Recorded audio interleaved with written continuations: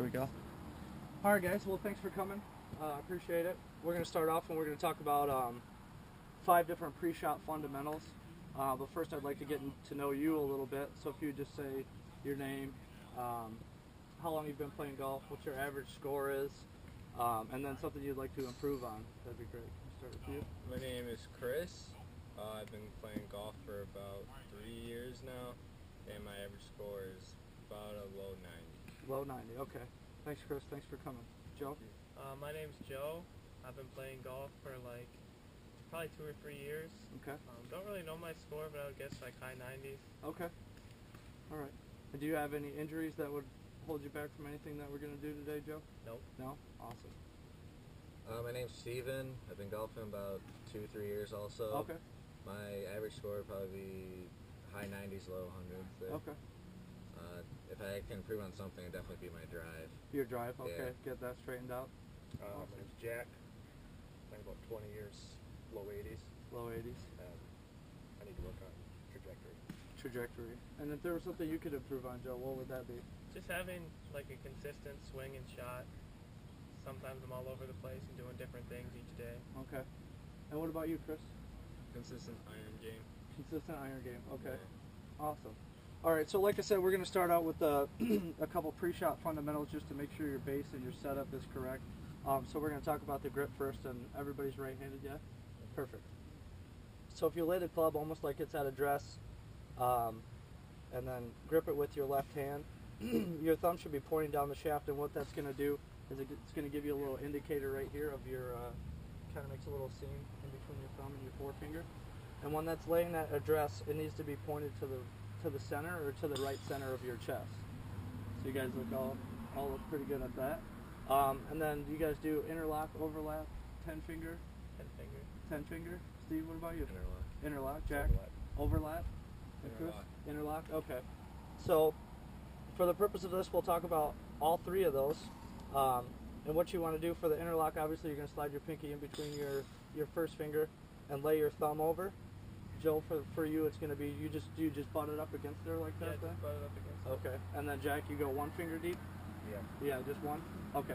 So for all those same grips, regardless of the ones that you use, we're still going to have an indicator on our right hand of that seam again, and that seam is going to be created just like that again, and it should be pointed to the right, to the center or to the right center of your chest. So take a look at all of them. Looks pretty good. All right. So that's just the basic grip setup. And then we can talk a little bit about grip tension. What do you guys think about how hard you should grip it? Soft, hard? I'm usually pretty soft. You're usually pretty soft. Jack, you're soft as well. What about you, Steve? I try to get like as firm as I can. Do you? Yeah. Okay.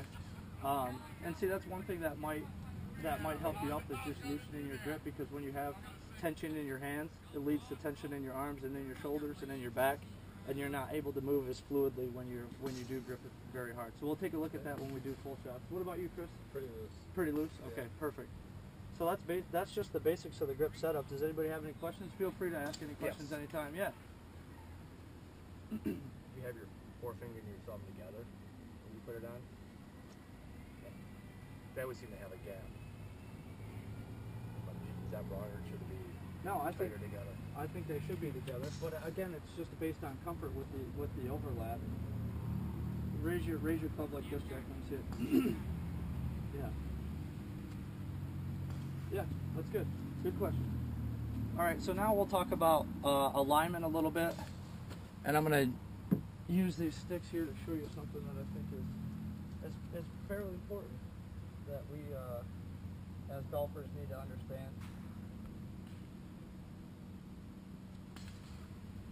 Okay, so if you guys want to just come right here behind me and go ahead and look down the line and say this is where we play our ball from, right? But we don't play golf like this, correct? You don't stand on the ball. You have to stand to the side of the ball. So what I want you to do individually is look behind the ball, set up like you're going to hit the ball, and then we'll talk about what happens in between those. So Joe, you want to go first? Okay.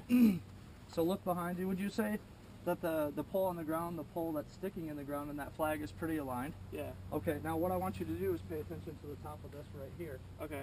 when you set up to the ball and see what happens to it. Okay. Now, where's the top of that pole? It's to the right. It's to the right, right? Because we don't stand on top of the ball. And so when you miss the ball, where does it tend to go the majority of the time as a right-handed golfer? Right. Right, exactly. So we have to be compensating for that because we don't stand right on the ball. Yeah. So we have to feel like we are aimed left Okay. in order for it to go straight because we don't stand directly on the golf ball. Does that make sense? Yeah. Yeah. Awesome. Jack, you want to give it a shot?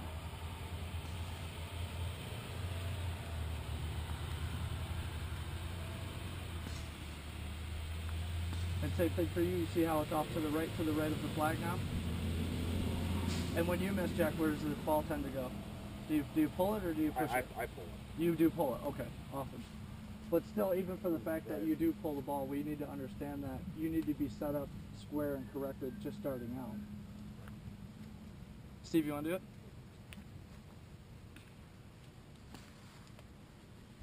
And if there's one thing that you guys take away from this today, this would probably be the most important piece of information that I can give you, just because if you don't have a stable setup from the start, you're kind of fighting a losing battle. And this is something that can easily be fixed with a little bit of time and just consideration of what's going on. I had never seen this before until a couple of years ago, and it made a big difference for myself and how I set up and understanding that I may need to be a little bit more left or feel like I'm aimed left in order to hit the ball straighter. So Chris, finally, you want to do that as well? Yeah.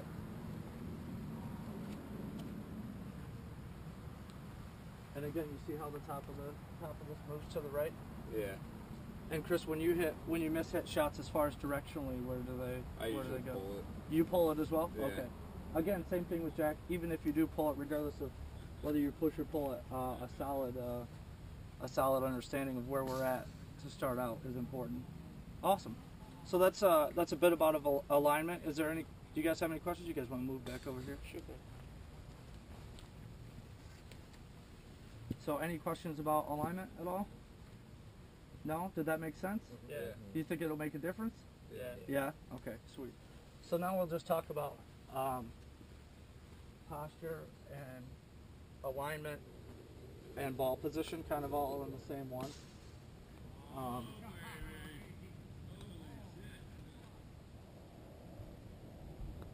So when you guys set up, Jack, you want to come up and set up to that middle ball? When you set up to hit an iron shot, where would you play it in your stance? Wedge, I start in the middle. Wedges in the middle? Maybe a half ball to the ball every time I go up. As you increase the degree or whatever, as the degree becomes less. Actually, we can all, if you guys want to all kind of stand shoulder to shoulder, it looks like we got enough here to kind of figure this out. Get a few more.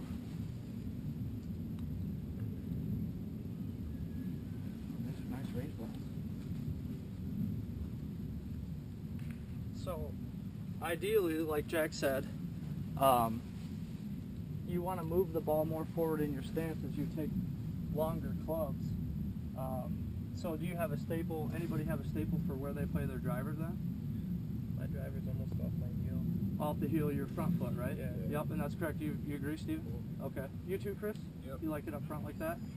And then so that is kind of the standard rule for kind of the benchmark for the driver would be off the front of your left foot. And like Jack said, as you have more lofted clubs, you would move it backwards. And what happens too when you move the ball, and just to understand how you're talking about trajectory, Jack, is that where you move the ball obviously is going to affect how the ball starts off. So as that club travels through the zone, you're going to add loft to it the more that we go forward. That's why we put the driver so far forward in our stance, because it has the least amount of loft in our bag, aside from a putter. So that's just an important concept to understand, that if you have a driver, it needs to be up here because it has way less loft, whereas if you have a wedge, it could be, a ball back because it has so much loft, and you're able to keep it straighter. The further back you play it in your stance, it's going to be very difficult to play a wedge forward in your stance and have that solid contact every time because you're adding so much more loft as you go through the hitting zone every time. Any questions on that? No? That's pretty standard, yeah? Yep. So we can talk about body position and posture also. And does anybody, do you guys play other sports? Did you play other sports? Have you played other sports? Yeah. What have you played, Joe? Football. Football? Chris? Basketball, soccer, football, baseball. A little bit of everything, Jack? Yeah. Yeah. Yeah. Except for soccer. Okay. What about you, Steve? Football, basketball, and track. Football, basketball, and track. Okay, so in all of those sports, it's essential to have good posture and to be in a ready position, especially with football. You know what I'm saying? It's the same with golf, only people don't think about it like in the same context as golf. So it's real important to understand that you need to have a wide base, and it needs to be about as wide as your shoulders. You need to be bent at your knees and bent at your waist with a straight back. And this is what I see. If anything, people struggle with it's having rounded shoulders, and I do as well. It's being able to be here where you have a straight line from your foot to your knee, from your knee to your hip, and from your hip to your shoulders. And that's like I said, that's one thing that I struggle with. But being set up in an athletic position is going to help you hit the ball better.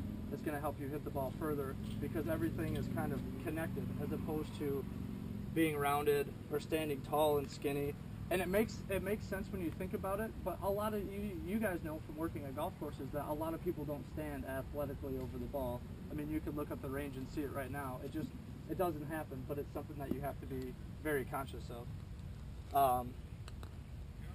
So that's pretty much it. So we went over the grip, alignment, the ball position, posture, and a little bit about our stance as far as being shoulder width apart. Is there any questions about any of that? I felt like you guys did a good job with the grip. You guys did a good job seeing the difference in the alignment, and I hope that makes a difference. Definitely did a good job and are knowledgeable about where the ball positioning is and how that'll affect your shots. So now we can move on to the putting drill that we have. Sweet. Good job, guys.